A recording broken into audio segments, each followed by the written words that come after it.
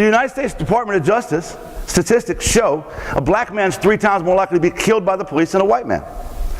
The United States Sentencing Commission has proven that a black offender will receive a 19% longer sentence on average than a white offender, same crime, same criminal background.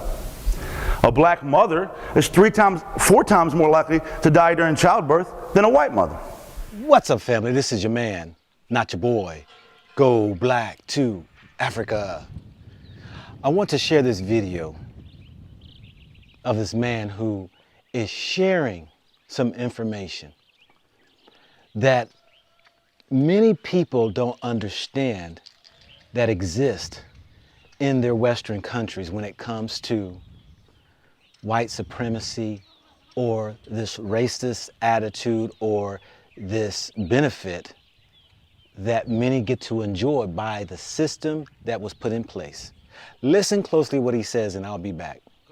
I come from a white little town in North Carolina where I learned white supremacy. Racism is so casual where I'm from, it's culture. I'll say it again, racism is so casual, it's culture. And that culture breeds the next generation of white supremacists. And that's what I want to talk about today. I want to talk about that cycle of white supremacy that has yet to be broken. I want to talk about the silent complicity of white America whenever white supremacy is challenged. I want to talk about the ignorance of white America as it pertains to identifying and stopping white supremacy. Because you see, white supremacy is the single most dangerous thing in America to anybody who doesn't look like me. But every time white supremacy rears its ugly head, we treat it like it's a new dog doing new tricks. No, it's the same dog, same tricks. And I'm here to tell you that if we don't change how we treat the dog, it's going to keep doing the same trick. It's going to keep biting. I was raised in the mountains of western North Carolina in a white little neck of the woods, often referred to as a holler. I grew up with the Confederate flag in my front yard, and my neighbor had one in his, and this neighbor in his, and the guy down the road, everywhere. That flag was a sign of our heritage. At least that's what I was told. What heritage, might you ask? A heritage of simple, hard-working Christian folk. Patriots who love their country and their neighbor. As long as your neighbor looks like you. Because I'm here to tell you, I didn't have any black neighbors. In fact, you had to go about 20, 30 minutes down the road before you got to the black neighborhood, or where I'm from, they refer to as the bad part of town. You see, racism, where I'm from, is so casual, it's hidden in plain sight. I didn't know it existed. The N-word was daily vocabulary. I didn't even know that was a bad word. Growing up, I learned that people who sag their pants are thugs. Growing up, I learned if you live in government-assisted housing, it's because you're too lazy to get a job and work hard like us. Growing up, I learned that these people get food stamps and sell drugs. You see, one day my dad was going on a rant about just that when a guy knocked at my door. So I went and let him in. The guy went and sat with my dad, handed my dad some money. My dad weighed out the right amount of marijuana and gave it back to him, you know, a drug deal. And then my dad took the money from that drug deal and he put it in his wallet, right next to some red, yellow, blue, green food coupons. You may have heard of them, they're called food stamps. Did my dad see the hypocrisy of us having food stamps and selling drugs while he's telling me about these people getting food stamps and selling drugs? No. Because my dad would explain it like this: son, I work hard and I pay taxes, so I deserve these food stamps. And I don't make enough money and I want to provide for you children, so I got to sell these drugs to make ends meet. You see the hypocrisy of that. The cognitive dissonance is cringeworthy. How could my dad, an otherwise intelligent man, be so ignorant? Easy. It's a toxic cycle of white supremacy and white ideology that has survived the test of time. You see, during slavery, only rich white people could afford to enslave other people. But to prevent the poor white people from empathizing with the plight of enslaved black people, what the rich white people did was this. They told the poor white people, hey, If you work hard, you can be like us. And what they did was they gave them management positions on the plantation, called them overseers. That way they were more important than the enslaved black people. The idea was simple. You might be poor, but hey, at least you ain't black. That ideology, that mindset has survived the test of time. Fast forward to my dad sitting in the living room ranting about these people with food stamps and drugs while selling drugs and using food stamps. I can hear it. We might be poor, but at least we ain't black. This is a cycle. And understanding that cycle, understanding that context, understanding this history is the key to dismantling white supremacy. Breaking that cycle is the key to defeating racism. Because I want you to understand, and this is very important, that although white America's busy spinning conspiracies of white America being targeted, there's no tangible, quantifiable evidence to justify their case. But ironically, the same people that believe that will refute systemic oppression against the black community when there's tangible, quantifiable evidence to prove it.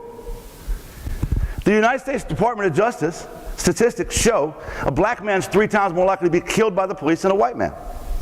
The United States Sentencing Commission has proven that a black offender will receive a 19% longer sentence on average than a white offender, same crime, same criminal background. A black mother is 4 times more likely to die during childbirth than a white mother. 22% of black Americans live in poverty, only 9% of white Americans live in poverty.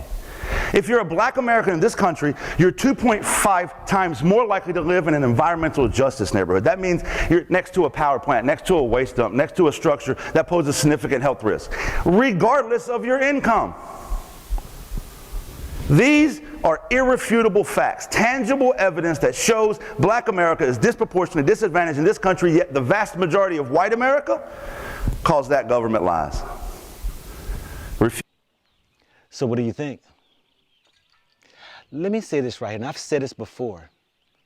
When white people in their countries realize that this racism does exist, it really has an effect on their prosperity and freedom. And they will always be restricted until they eradicate those types of behaviors, those systems that are in place that will keep others out and only allow the few in.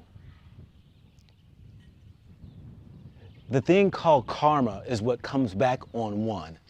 When you put out or project out an energy, an attitude, the very same thing you'll be confronted with. You see, what most white people don't understand, as the young man said, was that as long as you hold true to your race, and you can be poor, busted, and disgusted, you always will have a step above those who don't look like you, black to be exact. With this type of attitude, you will never go up against the enemy who actually is suppressing you or oppressing you to remain poor. That means then you don't even win. Statistically, we know there are more white people who are poor, and yet their suffering comes from their own, keeping them blind and fixated on their skin color. As long as they're a step ahead of black people, they will not rise up and complain about what the system has even done to them. You know how it is back in the days when black people had to, either couldn't go to the white side of town, couldn't go to white businesses and stuff. And some white people started to realize, like, hold up, I could be making a whole lot more money if I would allow black people to come to my business. But because society had dictated that they couldn't come, the system limited you in growing, even to become wealthy like them who created those systems in place. So now your own people have set you up.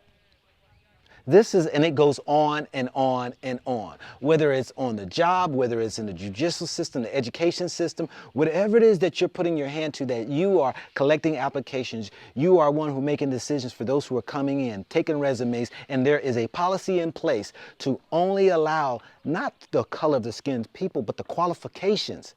You see, these systems and policies in place, many people don't understand that it's actually a racist policy that they themselves don't even know about. So I say to the brothers and sisters out there, keep your eye on the prize. That's the Most High.